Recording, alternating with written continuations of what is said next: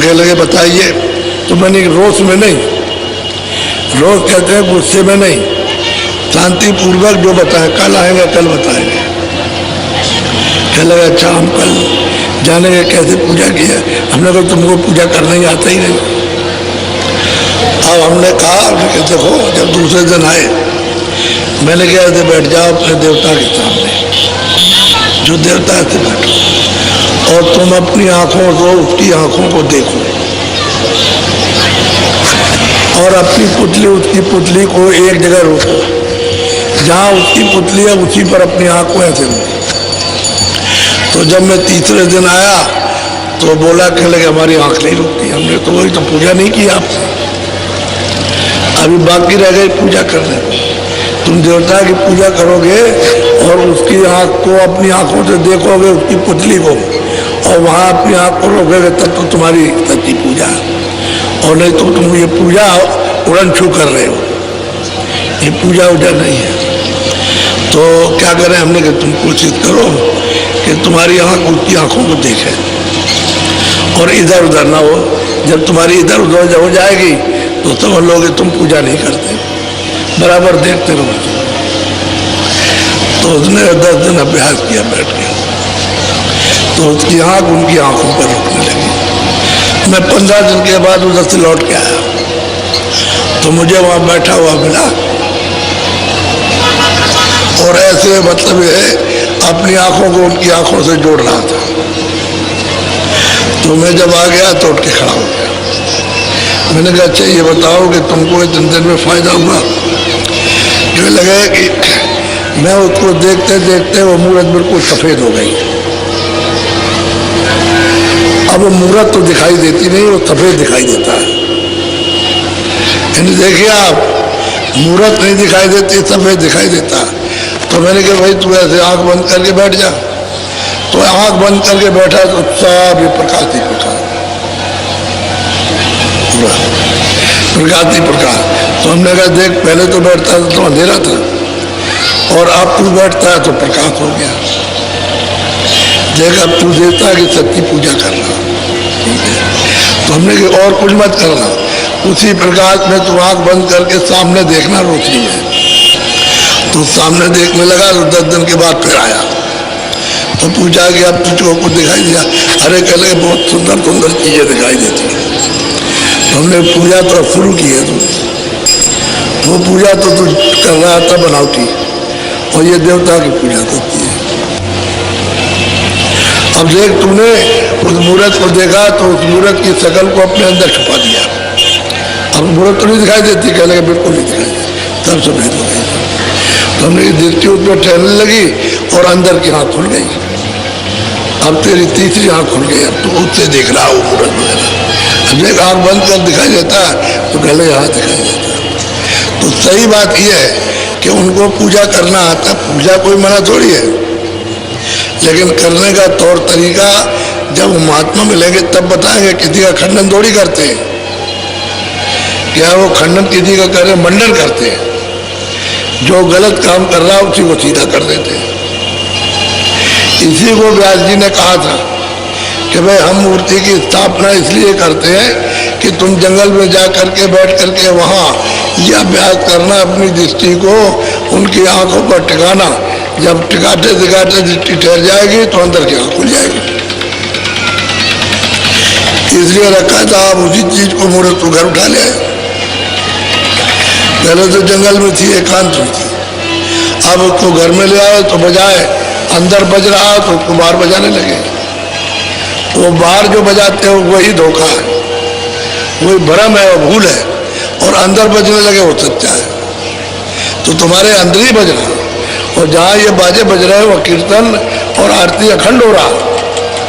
वो कोई खंडन नहीं करते, मंडन करते, यथावत जो चीज है उसको बता देते। लेकिन लोग जो है उसको जानते नहीं, वो समझ बैठते हैं कि भाई मतलब ये है कि कोई खंडन करना है, किसी का खंडन नहीं। महात्माओं ने हमेशा मंडन किया, लेकिन तुम जब उनकी बात को पूरा नहीं सुनोगे तो वैसे भजन शुरू कर दो तो अंदर का तुम्हारा घाट खुल जाएगा। घाट खुलेगा तो अंदर दृष्टि खुल जाएगी, कान भी खुलेंगे, नासिका भी खुल जाएगी तो यही सूरत उस प्रकाश में खड़े होकर के देखने लगेगी।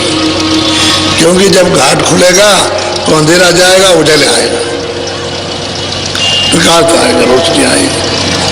अंधेरे में तो कुछ दिखाई देता नहीं है, लेकिन जब वो प्रकाश आएगा तो दिखाई देगा। इसीलिए अंधेरा आपने कर रखा है। अब आप तक कहा जाता है कि अंधेरे में वो एक जगह अपनी आंख को रोको तो तिल आ जाएगा। तिल है निशान, वही पुतली का, पुतली पर आंख रोकने का निशान है। उसी निशान पर अपने अंदर की तीसरी आंख को जमा दो, बस वो उस पर जैसे ही जमेगी एक आग रोगी ठहर जाएगी तो वैसे ही दरवाजा खुलने लगेगा और प्रकाश होने लगेगा, तो तुमको दिखाई देगा। कोई बात खंडन की नहीं करते, सब चीजों का मंडन करते। तुम जिसको जानते नहीं उसको बताते हैं, वो जो बताते हैं तो तुमको अफसोस होता है कि हमने 20 बरस ये किया और कहते कुछ नहीं है। तो बात तो ये कुछ भी नहीं है, क्योंकि खेल किया, अपनी गुड़िया रखे रहे हो और खेल खेलते रहे, गुड़ियों से प्यार करते रहे और पति तुमको रास्ता मिला नहीं, बताने वाला तुमको कोई मिला नहीं, तो बस वो खेलते ही रह जाओगे और तुमको रास्ता मिलेगा नहीं और तुम अफसोस करते हो। एक हमारे पास गुरुजी महाराज के पास आया, आपको तो मैं मानता ही हूँ और आपको मानूंगा तो मैं तो आप कहोगे लेकिन वो भी बैठे रहे। तो स्वामी जी ने साफ कहा, अरे बच्चा तू मेरे नाम से तो 700 रुपए खर्च करके सबको भोज करा दे, फिर देख ले तुम। तो उन्होंने कहा कि अच्छी बात है। तो 700 रुपए का सामान मंगाया, गांव वालों को, अड़ोस पड़ोस को, जान पहचान के थे उनको बुला लिया और भोज कर दिया। बहुत खूब खिलाया प्रेम के साथ में उसने और अपना भजन करने लगा। तो महीने 2 महीने 4 महीने बीते तो उनका रामलाल अब वो देवी है कि नहीं है? कह लगे आप नहीं है, अब तो आप ही आप दिखाई देते हो। पहले देख तू 300 रुपए की पकड़े हुए था कि मैंने उसके नाम से खर्चा किया तो भी बैठी रहे, अब तूने मेरे नाम से इतना खर्चा कर दिया तो अब नहीं मैं रह गया, अब वो चले गए। तो आप पकड़े रहते हो, इसलिए तो ये देर लगती है आपको। अगर एक तरफा हो जाओ तो काम जल्दी बन जाए। तो उसको मतलब ये है कि बस डरते रहते हो, कभी इसको डरोगे कभी को लोग क्या कहेंगे, रोक लेती है। अरे तो सच्चा भजन है, आत्मकल्याण का, इसमें क्या है? ये लोक में लोक नीति मेरे साथ जाएगी। अरे जो हम भजन कर लेंगे, जो उसकी कमाई करेंगे वो हमारे साथ चलेगा, बाकी तो कुछ जाएगा। तो आप लोक नीति से डरते हो कि लोग क्या कह देंगे, कह रहे तुम पहले ये करते थे अब ये क्या कर रहे हो। तो आदमी डरता है, भय लगता है उसको लोग क्या कहें, उसकी शर्म की वजह से सच्चा रास्ता छूट जाता है। इसलिए मैं आपको बात बताता हूँ कि कभी महात्मा किसी का खंडन नहीं करते, किसी को नहीं, और सब यथावत सबके लिए बताते हैं और कहते हैं भाई जिसका जो काम है वो अपना अपना काम करते हैं। आपकी बुद्धि इतनी प्रखर विशाल बुद्धि नहीं है कि हर बात को पकड़ लेना, समय लगेगा। सुनते सुनते जब पकड़ में आ जाती है तो सबका निदान हो जाता है, निकल आता है। इसलिए आप मोटी बात को समझो, ज्यादा महीन बात नहीं कुछ भी, और हम सरल सीधा मतलब होते हैं। तो आप आज बहुत चले जाएंगे, लेकिन जिले के प्रेमियों, ये जो रावटी और बिजली और ये बांस गड़े हुए और पाइप की लेन बिछी पानी जा रहा, इसकी थोड़ी सी आप 1 दिन 2 दिन मदद कर दो, सब उखड़ के आ जाए और ये फिर काम में आएगा तो ये रख दिया जाएगा। तार में चलाएगा और जो कुछ भी होगा सब वहाँ आ जाएगा। तो यही फिर लग जब आएगा कार्यक्रम होली का तो लग जाएगा। इसलिए ये सेवा करना आप सामूहिक सेवा है, सबकी सेवा सबके काम आती है।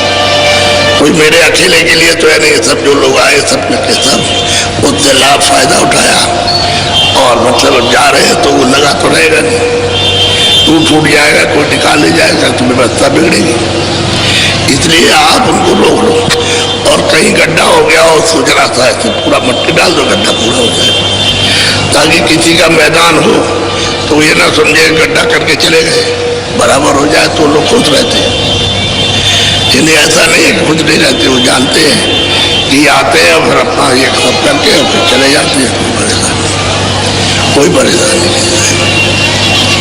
तो ये सेवा थोड़ी रह जा, अब की बार अब जल्दी नहीं आया और मैं इधर तकलीफ में था, नहीं तो मैं दौड़ करके सब करा लेता, तो मैं कहीं जा नहीं सकता हूँ, बड़ा मुश्किल था और ये लोग आए नहीं तो थोड़ा बहुत रह गया, थोड़ी बहुत व्यवस्था रह गई क्योंकि लोग आए बहुत तो उनके लिए रह गए, लेकिन उनको कोई तकलीफ नहीं, जिसलिए आए थे वो चीज मिली उनको। जब दूसरी आए हो तो थोड़ा बहुत सहन भी कर लेते हैं कि भाई हम किसी चीज के लिए आए तो हमको मिली है। एक दिन 2 दिन में क्या होता, सफर करते हो जमीन में लेट जाते हो आप, वहाँ तो कोई घर नहीं होता है तो मतलब